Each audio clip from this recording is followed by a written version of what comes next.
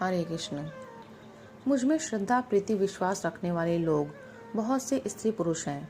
उनमें से कई सर्वथा सच्चे हैं। उनको उनकी श्रद्धा, प्रीति, विश्वास के अनुसार भगवान कल्याण फल देंगे, निश्चित ही। पर जो लोग अपने को ऐसा मानते हुए या बतलाते हुए भी वास्तव में श्रद्धा, प्रीति, विश्वास युक्त हृदय से भगवत प्राप्ति या भगवत प्रेम न चाहकर केवल भोग लिप्सा रखते हैं, उनको मिथ्या आचार के कारण भगवत प्राप्ति या भगवत प्रेम की प्राप्ति नहीं होगी। वस्तुतः मुझ में कुछ भी नहीं है, जो कुछ है भगवान में है। भगवान के संपर्क को लेकर जो मेरे माध्यम से भगवत प्राप्ति या भगवत प्रेम चाहते हैं, उनके अंतःकरण की सत्यता के फलस्वरूप भगवत कृपा से उनकी प्रेम कामना पूर्ण होगी। और मेरे साथ उनका संबंध केवल भगवत संपर्क युक्त ही होना चाहिए। किसी प्रकार के लौकिकता का सम्मिश्रण उसमें नहीं होना चाहिए।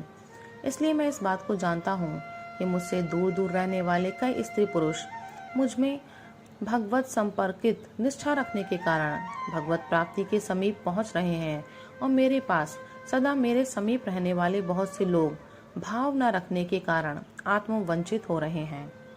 इसका यह अभिप्राय नहीं कि पास रहने वालों में सभी ऐसे हैं। कई ऐसे लोग हैं जिनका नाम बताना वर्जित है, जिनको यथार्थ लाभ हो रहा है और होगा। जो लोग मेरे पास रहकर भी मुझसे दूर दूर रहते हैं, उनको कुछ भी हाथ नहीं लगता, वे विकृति ही देखते हैं। और जो दूर रहकर भी अंतरंग रहते हैं, जिनका श्रद्धापूर्ण हृदय भाव सारूप्य पा लेता है, वे भीतर के बहुत कुछ रहस्यों को जान लेते हैं, और सत्संग का वस्तुतः उन्हीं को लाभ प्राप्त होता है। मेरे जीवन में भी ऐसे ही दोनों प्रकार के लोगों से संपर्क रहा है। मैं जिन्हें देना भी चाहता था, प्रयत्न भी मैंने किया था देने का। हृदय से परे रहने के कारण वे कभी उसे ग्रहण नहीं कर सके। पर ऐसे लोग जिनके लिए मेरी अपनी ओर से कोई चेष्टा नहीं हुई, हृदय से भावा सारूप्य प्राप्त कर वे बहुत कुछ ले गए। अपने को जगत के सामने अपना जाहिर करने वाले कोरे रह गए, और जिनके विषय में किसी को पता भी नहीं है कि उनसे मेरा कोई संपर्क है, वे पा गए। जो पा गए वे अब भी पा रहे हैं, और चूंकि उनका मार्ग मुक्त हो गया है, अतएव वे आगे भी यथा अधिकार पाते रहेंगे।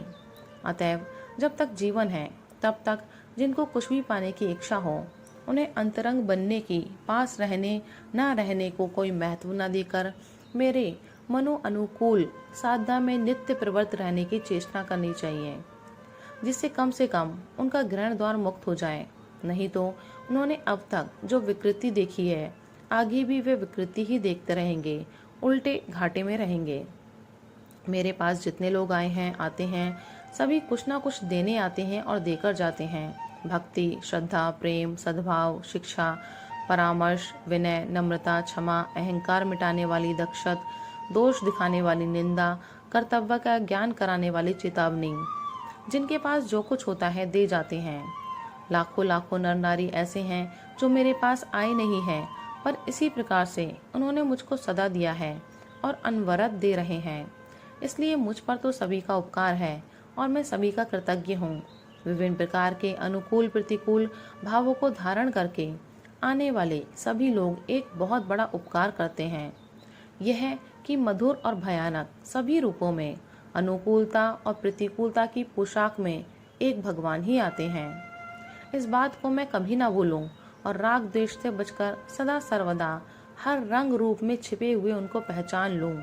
इस दृष्टि से भी सभी मेरे अत्यंत आदर के पात्र हैं। सभी भगवत स्वरूप हैं। मैं सभी का हृदय से नमन करता हूँ।